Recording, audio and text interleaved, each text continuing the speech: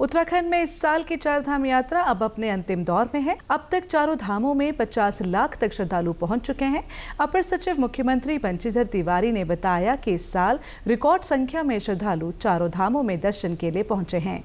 Monsoon season के दौरान विषम परिस्थितियों के बावजूद भी श्रद्धालुओं की संख्या 50 लाख को पार कर गई है। उन्होंने कहा कि ये सफलता सरकार के बेहतर प्रबंधन का ही नतीजा है।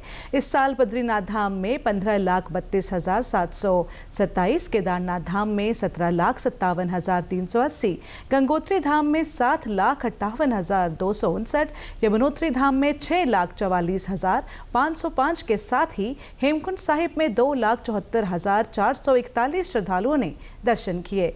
अपर सचिव मुख्यमंत्री बंशीधर तिवारी ने कहा कि सरकार के बेहतर प्रबंधन की वजह से ये संभव हो पाया है।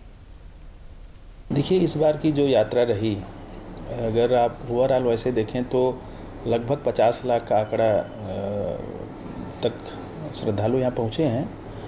यद्यपि बीच में मानसून सत्र में या जो मानसून का हमारा इस बार का सीजन रहा, वो लगातार बारिश रही और भारी बारिश रही, जिसकी वजह से कई जगह एक तो आपदाएं भी आईं, दूसरे सड़कें भी बाधित हुईं और मौसम ख़राब होने की वजह से हेलीकॉप्टर सर्विस भी अच्छे से नहीं चल पाए।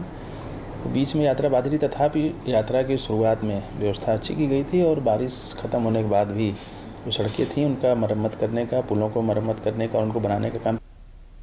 वहीं इस साल सरकार का प्रयास है कि ग्रीष्मकालीन यात्रा समाप्त होने के बाद शीतकालीन यात्रा को बढ़ावा दिया जाए। मुख्यमंत्री पुष्कर सिंह धामी ने शीतकालीन यात्रा को बढ़ावा देने के निर्देश दिए हैं।